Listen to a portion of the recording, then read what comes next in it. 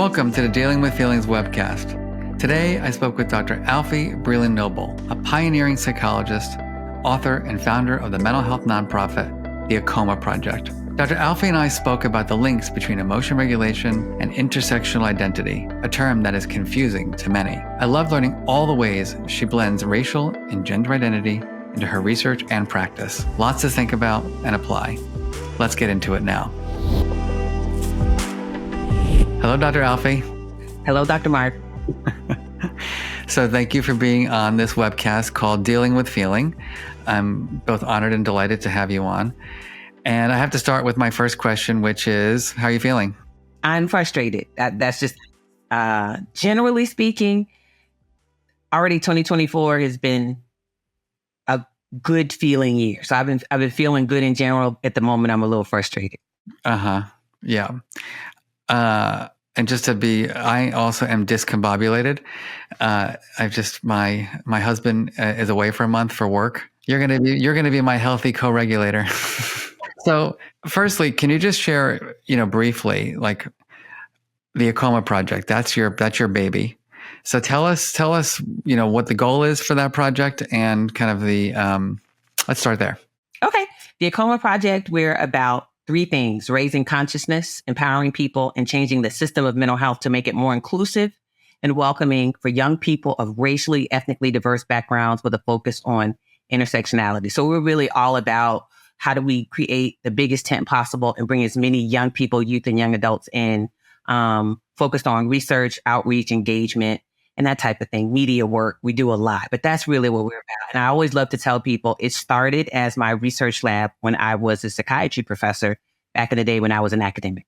And so you've done this big study with about 3,000 youth recently.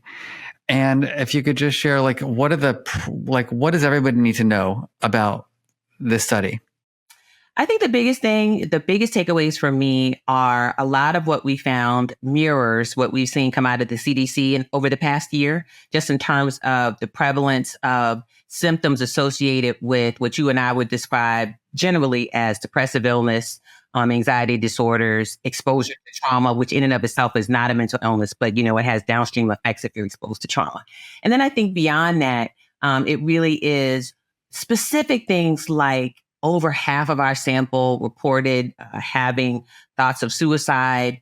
In our sample, Black youth were the most likely to report that they had a plan for what they would do, to harm themselves, things like that. And then I think there were other things like us being able to dive into some of those intersections. So looking at young people of color who also identify as queer or part of the LGBTQAI+ community. Young people who are people of color and also identify as those having a disability. So beyond all of that, right, people can go read it at our website if they want. I think for me, the absolute biggest takeaway is that we were one of the first entities anywhere to really focus exclusively on young people of color. So as you said, our sample is close to 3,000 young people. And I'm so proud of the fact that it was relatively equitable in terms of the populations of young people we surveyed: Black, African American, Native American, Indigenous, AAPI, Latino, Latina, and then multiracial. So I will say the one thing that I regret that we didn't do, but we're going to do a new iteration of the study in 2024, we didn't have Arab MENA young people in there. And so this iteration, we're going to make sure we add that population. So for me, it is who we surveyed. It was the great response we got from the young people, and it was what we were able to learn about their current experiences with mental health. Thank you. And so I have to always ask the question, which is why are you doing this? What is your why? And how did Dr. Alfiee become Dr. Alfiee? I would say, Dr. Marc, I think there are probably parallels in our experiences, given identity. For me, it always comes back to the same thing. In a nutshell, I'm from Virginia Beach, Virginia. And I always tell people, if you want a marker, a benchmark, Pharrell Williams and Chad Hugo, the Neptunes, are from Virginia Beach. Literally, we grew up maybe 3 or 4 miles from each other. And then Timbaland, the producer, is from Virginia Beach. So when Justin Timberlake made his Justified album, he came to Virginia Beach and recorded with Timbaland. So that's how I let people know what Virginia Beach is. And when I grew up, I'm Generation X. When I grew up in Virginia Beach, there were not a lot of young African-American folks who were in the honors classes. And so there were just a couple of us and we were super isolated. Now, there were more Black kids in the school, but it was sort of like when you were in honors classes, you were in a school within a school. So I had friends of all different racial ethnic groups, but it was also a very isolating experience being a high achieving Black girl. So the only place I felt truly, truly safe emotionally, right, because that's our focus, was at home. Because my parents, I grew up in a 2-parent household. My mom is deceased. She died when I was 35. But my parents were just very much about, I don't know, we love you. Like, you're wonderful. You can do whatever you want to do. You can talk to us. My mom's thing was, you can talk to me about anything. And she meant it. So I felt like, for me, like, honestly, my why was everybody should have that, right? And if they can't have it in their home, maybe they can have an approximation of it. So that's how, honestly, Alfiee became, once I finished school and everything, Dr. Alfiee is sort of, that's the persona, that's the person who provides for other young people what my parents in my house provided for me. And that really was some of the origins of the AAKOMA Project as well. Because your work focuses on children of color, youth of color with multiple identities, why do we need to get that granular? Why do we need to tailor our interventions? Why do we need to think about people of different backgrounds when we're doing treatments?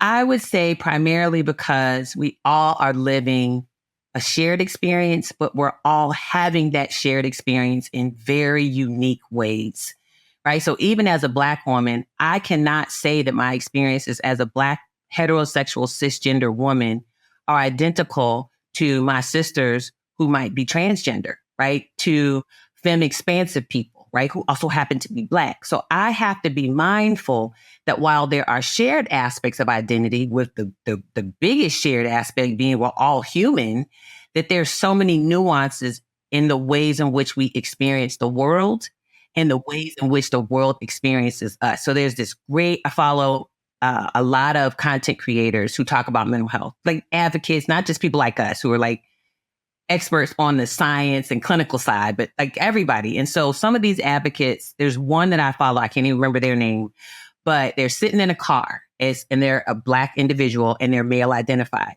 And they're like talking and expressing themselves fully, and they're letting you know that they're gay, right? From the car, just behavior, mannerisms, the way they're speaking. And then they tell you, and then the person says, but I got to get myself together to go in this barbershop. And gets out of the car and everything changes, right? He's like got a hoodie on and, he's doing all this. And so for me, if we can't account for that, how could we support that person, right? This is a person who part of their regulating their emotions and managing their emotions is they got to almost change personas to feel safe in different parts of the world. I don't know what that's like, not in that sense.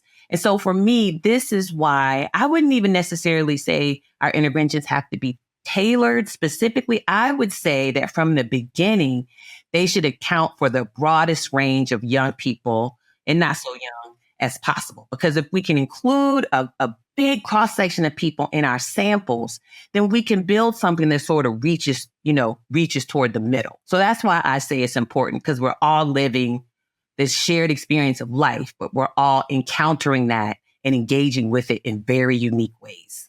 Uh-huh. It makes me think about just the whole concept of teaching people to deal with their feelings, which is that I think oftentimes people think that we, whether we're the experts or parents or teachers, have to be the experts at knowing what's best for you, when I think that's impossible, actually. I mean, I have a different identity than you do, obviously. And so I can barely figure out what's good for me. Right. And so I'm just curious in your work, because you do the practical aspects of this too. Am I correct? Yes. You're doing the treatments and the supporting of. Yes. What have you found are the top strategies these days to support youth? For me, it always comes back to the same few things. I'm always talking about the same 2 or 3 things. I feel like I sound like a broken record, and I feel like they're important. One is for parents and caregivers. We have to know what's going on with us. So emotion regulation for the kids starts with our emotion regulation. And if we don't know how to regulate our own emotions, how can we help our young people, right? So our young people don't just listen to our words. They pay attention to our actions, right? And so if we're every day running home, stressed out from work, and we just run from thing to thing to thing to thing, that becomes normalized for our kids. So what do kids do? They go to school, come home, they're running from thing to thing to thing to thing. And I think what's most important is for us as caregivers, right? Because not everybody's a biological parent, but parents and caregivers is to say, what do I need to be emotionally healthy? How do I regulate my emotions? And none of us is taught that, right? Any of us who are Gen Xers or older, we weren't taught that. So that's one. You got to be able to regulate your own stuff. All right, so let's stop there for 1 second, because I've gotten a chance to meet your daughter, and so if I were to interview her and say, tell me about your mom's regulation strategies, what would you tell me? Okay, we'll start with the healthy, because the unhealthy I could probably talk like for the rest of this conversation. So the healthy ones are every day. My mom starts off with meditation. She doesn't touch her phone.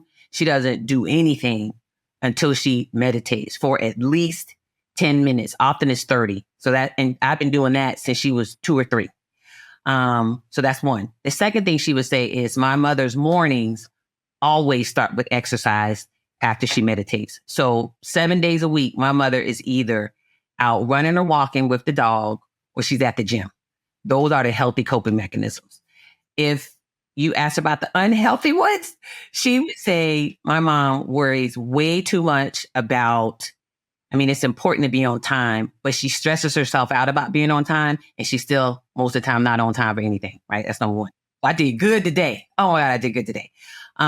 She would say that my mom worries a lot and doesn't take care of herself. Like she tries too hard to prove herself, like constantly. She's always striving to demonstrate to people, not that she's worthy, but that she's capable, right? So she's never finished demonstrating how capable she is. And that's not healthy.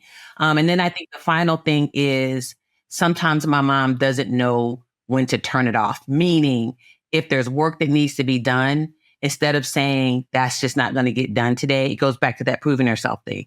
She will get it done so she can say, see, I did it. You didn't think I could do it. And nobody's even saying that, but you need to know how capable I am. So I'm going to do all these 50 million things and stress myself out and be exhausted and bone tired, but this stuff is going to be done, and it's going to be done well. So those are the things I'm sure Morgan would say. And then she'd probably say, and if she didn't meditate and do her exercise, it would be a real disaster. Yeah, she would be a nightmare. Yes, that's what she would say. All right. So that's the first one, is the adults with children, right? They need the strategies right themselves. What, you were going to go on to say something else? Oh, absolutely. Thank you for that, because I would have totally forgotten. So the other things that I tell parents and caregivers is, what kinds of active coping mechanisms are you teaching your children? What kinds of active coping mechanisms are they deriving from other places that are helpful? So it's not just about, oh, I decided I want to be healthier. Oh, I'm healthier. That's not how it works, right? It takes behavior change. It takes activity. You got to do something. And then I think the final thing I say to people is, this is the part where I get into like these different identities, is that we have to be mindful that people are coming to these conversations with different identities. And so it's not enough to just say, take this thing and do it. It is to say whatever these coping mechanisms are, right? So after you regulate your emotions or learn how to manage them, after you use active coping, you've got to be honest and realistic about what is special or unique about your situation, whoever you are, and use that to tailor what you need to you. So in other words, we talk about universal interventions, but I think about things like, if we're not able to talk about the unique experience of a Latina, right, who maybe her parents are undocumented, and how that causes a different kind of stress for her than it may cause for my kids, then what are we doing, right? So we have to be able to account for these unique experiences that people bring with them into developing coping skills. So those are the 3 main things I would say, right? And it sounds difficult. I don't think it's difficult so much as it is we don't talk about it enough, which is where your program comes in. You teach people to deal with these things, to talk about these things. So, yeah. And so going back to the active coping strategies, of all the work you've done, are there, besides like the ones that you use, like meditation and exercise, which by the way, I really like as well. I'm not as consistent. I'm now a yoga person where I used to go from I went from really sitting on the cushion a lot to now I need to go to a hot power yoga class. And for whatever reason, the speed is what helps me get out of my head. Yes. And so that's my thing now. I'll probably go to something else at some other point. Yes. But I'm really curious, of the clinical work. Yeah. When you're the active coping strategies, are there like one or two that you feel are like almost no matter what, everybody needs them? One is it doesn't sound quite intuitive and it doesn't sound like it's really important, but I feel like it really is, especially with children. And that is for adults to use active listening, right? Listen to what their children are saying, because there's something about, I would do this all the time when I was practicing a lot, because so much of the issues were that parents, caregivers, and kids were not hearing each other, right? So kids are having this experience and they cannot communicate with the parent or the caregiver because the parent or caregiver is in their own head and they're not listening to the child. So the act of witnessing someone listen to you and demonstrate to you that they're focused on you and they care about what you have to say, that is healing for kids, right? And often the parents and caregivers didn't have anybody who was listening to them. Because, in the Black community, it was this, and I'm sure it's in other ones, but it was this thing about children should be seen and not heard. Mm-hmm. That's what we were taught. So there's something about demonstrating and modeling to your child that you will listen to them that can be healing, right? I would say the other thing that I often encourage this, I'm just keep thinking about a couple of families that I work with where the child had pretty significant ADD, attention deficit and or hyperactivity disorder. And that active coping mechanism was creating structure and giving children, young people stuff in small bites, right? Don't ask the kid to do 15 things at once. Okay, so here's your to-do list for today. Almost no child is going to be successful at that. And if they are, they're going to stress themselves out. Instead, teach your child to pace themselves, right? So in the morning when you get up, I want you to do these 3 things and stick with those 3 things every day and try to keep them in the same order so the child remembers. And what that does is teaches the child how to build structure into his, her, or their own life. And sometimes that structure can help you slow down, it can help you focus, and it can help you feel a sense of accomplishment. Because the last thing I'll say, for some of our young people, particularly those with marginalized identities, there's so many places outside the home or out in the world where they're made to feel like they will never be successful. There's no potential for them to be successful. They're not set up for success. But if we can teach them, you can succeed at this little thing. If it's brushing your teeth, picking out your clothes, and putting on your shoes, and that's the order that you do it every day, you can be successful. So those are some of the things that I would say I found helpful in clinical work. And I'm guessing that that's got to be modeled too, because, right, if parents are chaotic and all over the place and don't have structure and routines, it's hard to model it. It's hard to tell someone to be organized when you're disorganized. Yes. And it's fascinating how often when you're working with parents and their children, your work is really teaching the parents, right? It's not so much teaching the kid to do it. It's like, okay, mom and dad or auntie or uncle, or like, you have to, I'm thinking of a family like specifically where mom had to create, I wanted the kid to have a chart. I said, but mama, you got to have a checklist chart too. And I needed your checklist on the refrigerator. His can be above his bed, but I need yours on the refrigerator. And mom just kind of like, wait, what? I don't need a chart. Like, yes, you do. So you're right. Like, we've got to help them develop those skills sometimes too. It also sounds to me like a lot of what you're talking about is in many ways prevention oriented. Because if you have a parent who listens to you and creates the conditions for you to be your true self, if you have someone who helps you structure, right, you're going to probably have fewer unpleasant feelings, right? You're going to does that resonate with you? 100%. It very much is about prevention. And I did not really consider myself, when I was a traditional academic, a preventive interventionist. I was more like intervention. Like once it's there, you know what I mean? How do we help?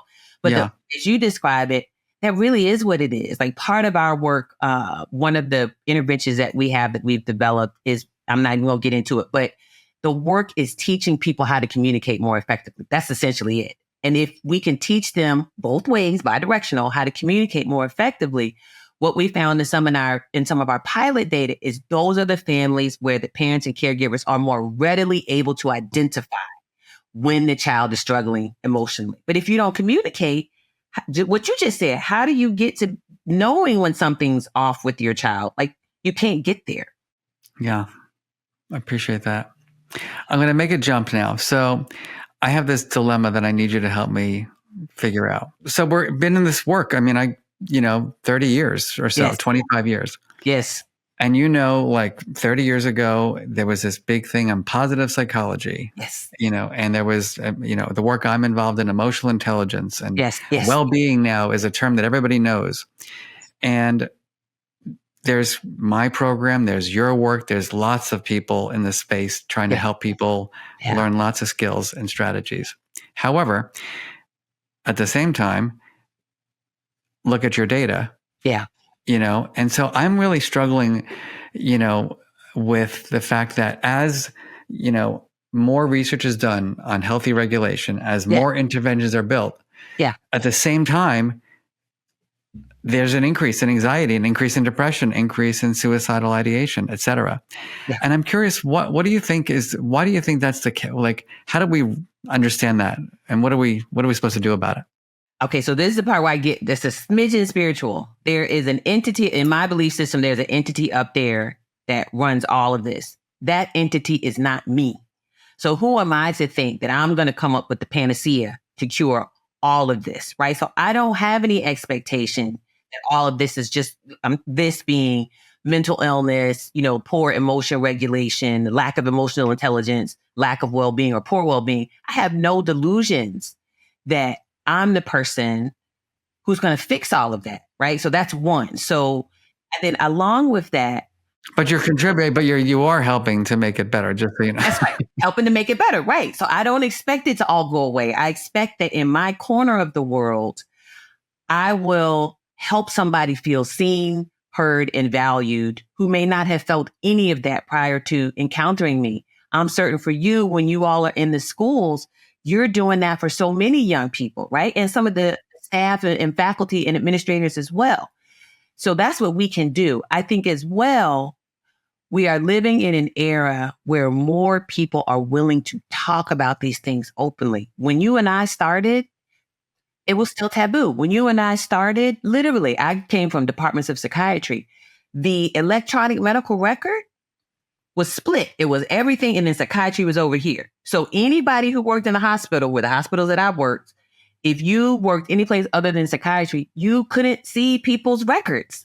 So think about what that says. That means there's all this health, and then there's this mental health stuff over here, and never the twain shall meet.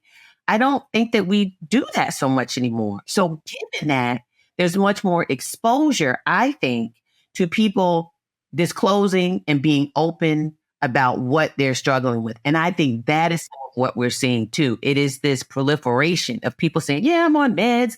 Yeah, I have a therapist, right? Like people walking around with t-shirts, my therapist is dope. My therapist said, my therapist told me, which was not what was happening 30 years ago. And the one other thing I will say is when it comes to communities of color, I was consulting with a TV show earlier today. And the TV show has a predominantly African-American cast, but the showrunner is actually not an African-American person. And we were talking about the mental health storylines they're going to put into the show. And I'm thinking, 30 years ago? Like, come on, Dr. Mark, you remember the shows we had with Black people on it, Different Strokes, Webster. Like, it was a mess. So it was just a hot mess. You were never going to hear stuff like that. Whereas now, it's everywhere. So I think there's something about people being far more willing across all different kinds of identity to be open and say, this is something that I'm struggling with. So you have more people being vocal, which I think a lot of it has always been there. People just didn't talk about it. And you have people like us who are trying to do the work. So for me, it's not so much, this is just me. I'm an N of one. It's not so much of a dilemma as it is just that all of our eyes are being open to, remember, when we came through, people said that mental illness, now maybe not to you, but in my circles, it was like, that's white people stuff. The rest of us, dealing with trauma, we trying to live. We don't have time for that, which was never true. But now it's like, it's everybody's stuff. We're all dealing with this stuff. We're all struggling. So that's how I make sense of it. Okay. I appreciate that. And so do you have a thought about like, where does our collective field need to go to provide greater supports for all the people who are now disclosing and talking about it? A couple things. One is we really want to encourage a broad array of young people to consider mental health fields. Part of how, and there's so much room for so much alphabet soup, all those letters behind people's names. Everybody does not need to have the degree that you and I have. Do you know what I mean? To do this work. There's so many paths to it. That's one. Two, in order for people to go in that direction, I feel like we have to increase the incentives to encourage them to get in the field and stay in the field. You and I are very fortunate, right? You at an academic institution that values you. I'm at an organization that values me because I run it, right? So it's always going to value me. But, but I can remember being in spaces where I didn't feel valued, where I didn't feel supported.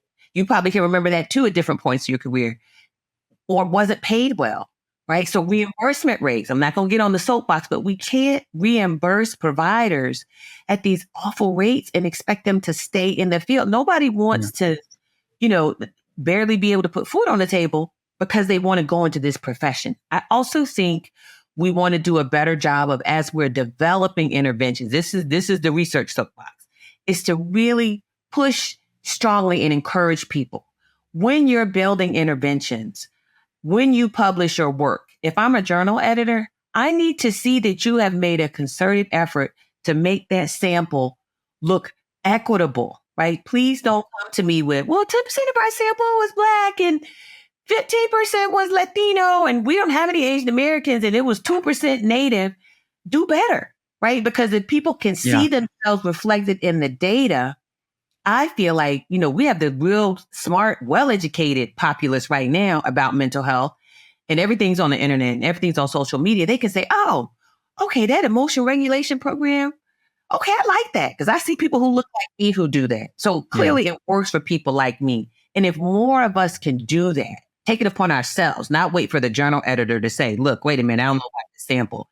Yeah. I feel like it can go a long way towards creating equity in our field. And that's really important. You're coming at it from two lenses, which I really like, which is that like kind of the basic science needs and the interventions need to, we need to differentiate or just at least make people feel like they're welcome into those interventions. Yes. But then you're also talking about kind of systemic policy issues here around reimbursement. Yes. And that, this is like, we have like, we can't, people want to be able to go out for dinner once in a while. And so if we're, charging a fair rate, but we're only getting a third of that or half of that, in reimbursement, how are people going to survive? And therefore treatment we're going to have less treatment and probably lower quality treatment. And you create a bifurcated system. You create a system where the only people who can access care, this is just my opinion. I did a master's at Duke in the School of Medicine, and it was like, basically it was health economics. So, and I'm being super crude because I am not a health economist, but you create this system where the only people who can afford care are either the people who have so few resources that their only recourse, you know what I mean, is federally qualified health system, or, you know what I mean, or Medicaid or Medicare, or people who can pay out of pocket, who have the money to pay $200, $150, $500 or $600, you know what I mean, for a visit. Yeah. What about all the people in the middle, people who have insurance, it's just not enough because their copay is too high or whatever. So I think, like you said, we've got to find a way to incentivize people to go into this field. And like you said, maybe you do want to go out to eat somewhere other than the what they call it, fast food, like the high-end fast food. Maybe you want to go to an actual sit-down dinner somewhere, and you should be able to do that. So the one other thing I would add is the length of time it takes people to get reimbursed. You don't want to chase, right, your 30% of that 100% rate that you charge that patient or client for 3 months. Yeah. You can't feed yourself like that. You can't pay rent like that. You can't pay utilities like that for your practice. So yes, coming at it from both ways, I think those are things that are really important for our field. Thank you. All right, we're going to make a jump now. So earlier you shared a little bit about your upbringing, Yes. a tiny bit about your relationship at home with your mom, and maybe, I'm not sure if it was your dad too. With my dad. And I'm really curious. So I asked people this question, and I'm going to ask you to just take a moment and reflect on your childhood. And I'm going to ask you to come up with a movie title that you would use to describe your emotional development at home. Oh, wow. Okay. 1, 2, 3. Eyes on me. You can be free if you walk along with me. That's what I felt like my childhood. All right, say that one more time for everybody. 1, 2, 3. Eyes on me. You can be free if you walk along with me. Yeah. So the breakdown for me was watching, I guess, my mom and my godmother, right? So I didn't talk about my godmother. My godmother is an early childhood development professor. Her name's Dr. Mona Thornton. She's a dean. I can't remember the name of the school. I just know it's something Wesleyan, and it's in South Carolina. When I was about 10, she became really good friends with my mom and dad. And so my mom and dad already did a good job, particularly my mom, of, like I said, always making themselves available for us to talk with them. What my dad did was, and this is the modeling, like 1, 2, 3, eyes on me, like watch me, was my dad didn't believe in physical corporal punishment. And my dad also believed, it's a deep South Black man, civil rights generation. He also believed that kids should be allowed to express themselves. So we were, traditionally he was taught children should be seen and not heard. Well, my dad's attitude was kids have emotions. Let them express themselves. So if you get mad with something I've done to you, you should be able to express yourself to me. That's My cool. mom, not so much, right? You could, talk about your problem, but like watch your mouth.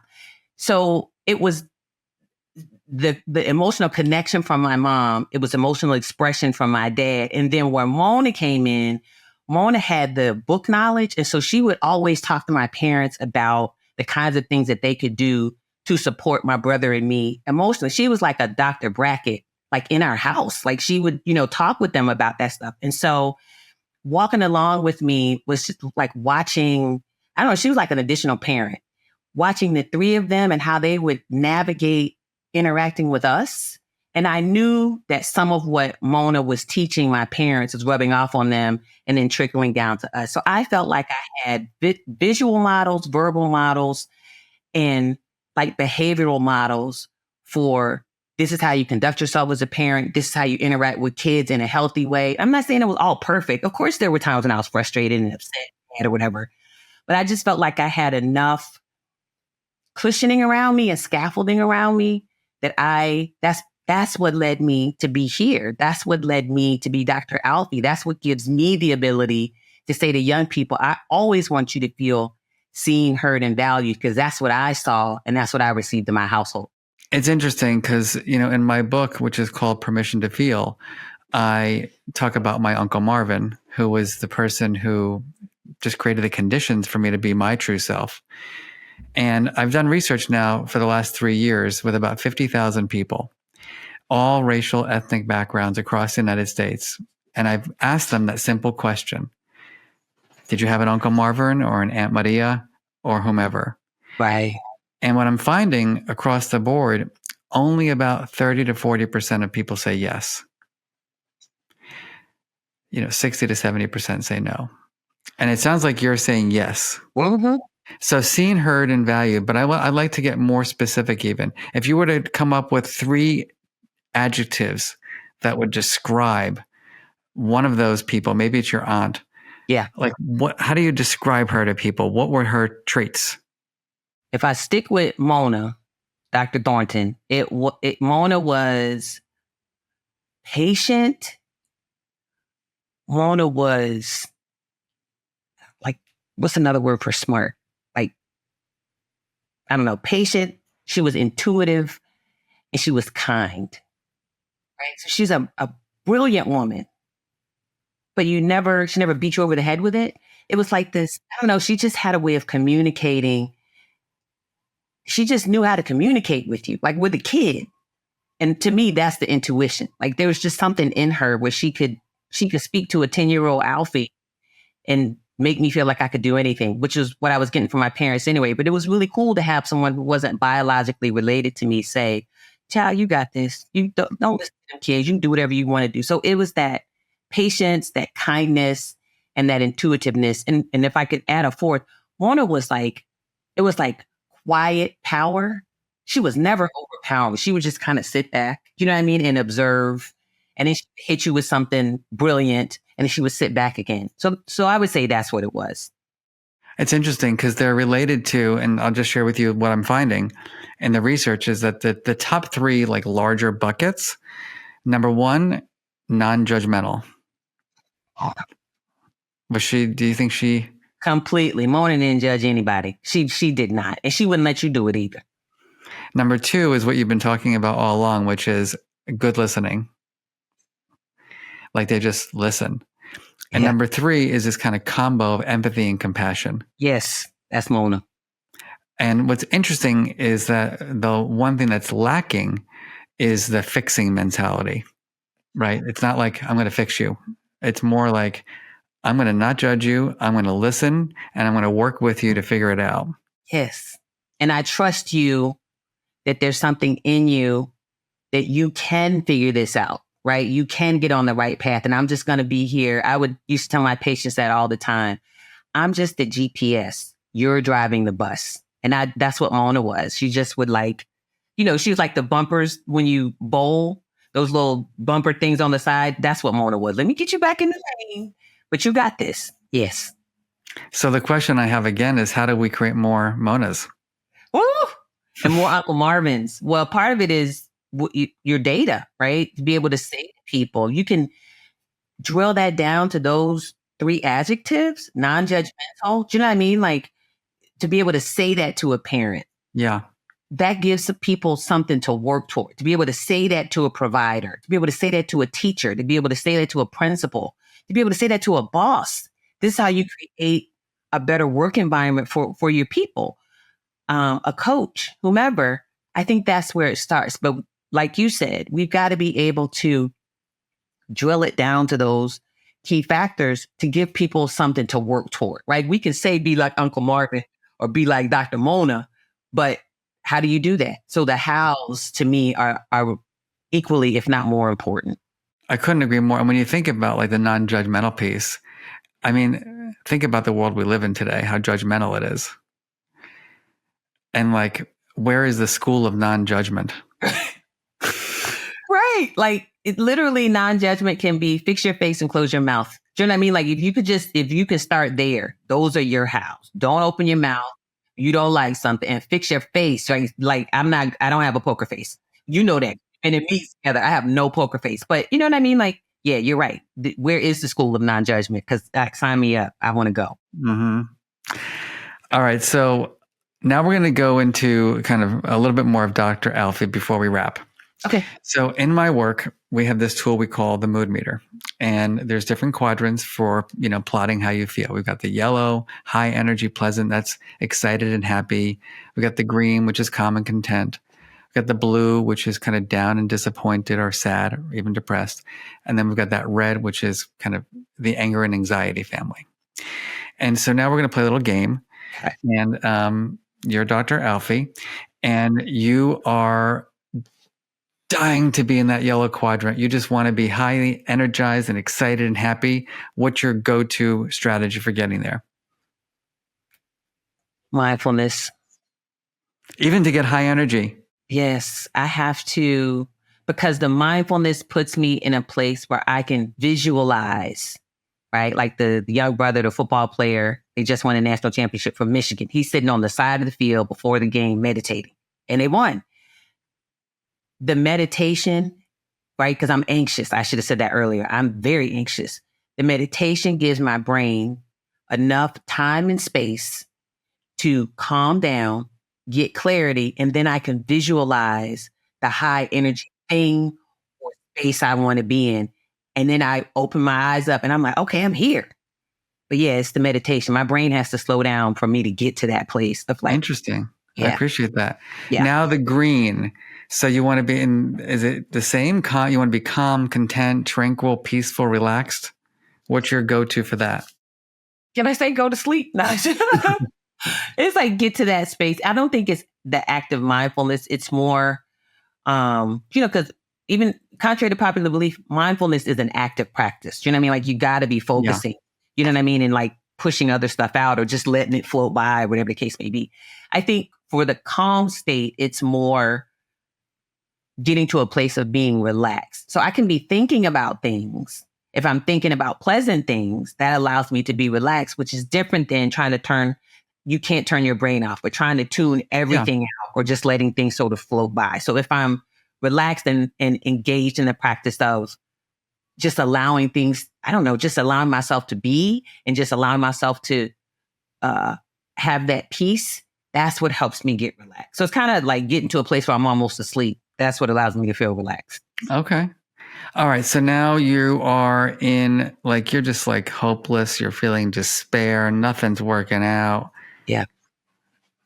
What's your strategy for dealing with that? Exercise. Get on the Peloton. Maybe I shouldn't say that, but I got to get on the bike, go outside and run, take the dog out for a walk. I have to be active. All right. Now you're just sort of like saturated. You can't take it anymore. Like I've got, like you said you have anxiety, you're stressed, you got too much on your plate. What's your strategy? Oof, that's hard. I'll be honest and say that's the hardest one for me to get out of because and if Morgan was, I get stuck. That's what my daughter was saying. I just get stuck there.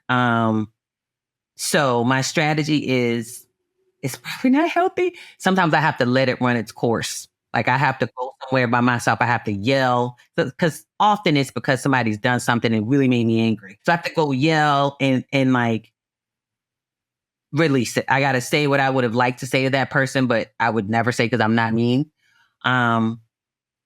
And I just got to get it out. I have to release it, whatever, you know what I mean? But that's not necessarily exercise. I just got to sit in it and let it sort of like rise off like steam a little bit. I just got to blow off the steam. That's the best I got. That one's the hardest one for me.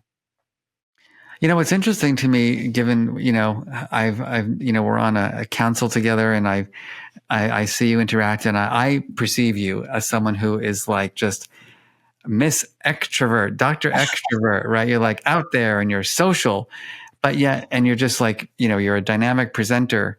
Yeah. And all of your strategies tend to be kind of private strategies, not social strategies. Is that true? I thought about that a lot. So much of my life, and I perceive yours as well, is being in front of people and being out there, engaging, right? Even clinical practice. It's not solo. You're interacting with people. I'm a mentor to so many people. I have a lot of people who constantly are asking for my time. I'm sure you experience the same thing. And so I'm a mother, right? I'm a spouse. I'm a first daughter, right? I won't say I take care of her. I support an aging parent. So I'm always on. I'm also the friend. You know how that is. I'm the friend that people come to, they want to talk. So there's so much in my life where I'm on. I need parts of my life where I'm off. And I tell people that all the time. Fun for me, I don't want to go going and hanging out, but like a fun trip for me is not 15 people going on a trip. I don't want to deal with all them people. You know what I mean? Like that's my everyday life. I need a break. We're very much alike because, I do a lot of public stuff. And like since my husband is away for a month in Europe working on a project, I cannot wait for Saturday. Right. And I'm like, I don't want to talk to anybody. I don't want to see anybody. I want to take a walk by myself. Actually, I can't wait, And you get excited about that. It's like, and I'm telling you, when my kids were little, one of the greatest joys I had, not so much now, was going to the grocery store by myself. I can't even tell you, like just walking through the aisle. So I would like push it and extend it like, yeah, I need some more stuff. What do I need? Because it was peaceful. Even though there were people around, it was just me and my thoughts. So I get what you're saying 100%. Yeah. I go to coffee shops to work sometimes, but I don't talk to anybody. Yes. And there's a phrase that I saw years ago. It's, coffee shops are places where people need company to be alone. Amen. That's it. Love it. Last question for you. So it is, I don't know, it's whatever it is, But I want you to just take a moment and imagine a world where all the things that we talked about, where all the things that you teach and we do are implemented, that every child in every community has their go-to strategies to deal with life's ups and downs. What do you see? I see less conflict. I see less war. I see more compassion. I see that school of non-judgment. I see differences of opinion, but they're more easily managed to some kind of compromise or resolution. And I see people being able to express, young people too, the full range of emotion. You are not going to be grinning and smiling 100% of the time. You will still feel angry. You will still feel sadness. You will still feel frustration, but you have the freedom. I especially think about marginalized kids. You have the freedom to express the full range of your emotions and not be judged or vilified for having a full range of emotions. Well, I'm coming to that world too. Dr. Alfiee, thank you so much. This is awesome for me. I deeply appreciate it. And I want to make sure that people can look at your websites, learn about your work, get the reports to read and get that knowledge out there. So please tell us how to do that. Sure. So easy to me. 2 places to go. AAKOMAproject.org, A-A-K as in kite, O-M-A, project, all one word, .org. And it's also AAKOMA Project on all socials, TikTok, Instagram, Facebook, LinkedIn. And then for me personally, so all that's the nonprofit, and you can get the report from the website. You just go to the main website and literally there's a pop-up that shows you the state of mental health of youth of color report. And you can download briefs and the whole report itself, a bunch of things. Then for me, Dr. Alfiee, it's dralfiee.com. It's so easy. My kids' friends used to call me. I always tell this joke. It's not funny, but I love that. That's my nickname. Dralfiee, D-R-A-L-F-I-E. That's what his friends call me. Luke and Jake and Max and Ozzy and Christian. That's where you can find me online, dralfiee.com. And then it's Dr. Alfiee on pretty much all socials except Snapchat. So that's where people can find me. And thank you for the opportunity, Dr. Brackett. Thank you for your work. Thank you for being such a kind and warm person. And thank you for giving me the opportunity to just talk about me and what we do at AAKOMA. I appreciate it. I hope you enjoyed my conversation with Dr. Alfiee Breland-Noble. My big take-home message was how much listening we all need to do to support people of different racial and ethnic backgrounds in regulating their emotions. I also really love learning about Dr. Alfie's strategies, in particular, how she uses meditation and mindfulness to both up and down regulate. Let me know down below in the comments your thoughts about this episode. I'm really interested in hearing your key takeaways from our conversation and even the strategies that you use to up and down regulate. And if you enjoyed today's episode, I want to invite you to subscribe to my YouTube channel, share the episode with your friends and family, and follow me on social media for additional tips and strategies. Really glad to have you on the Dealing with Feelings journey along with me. See you next time.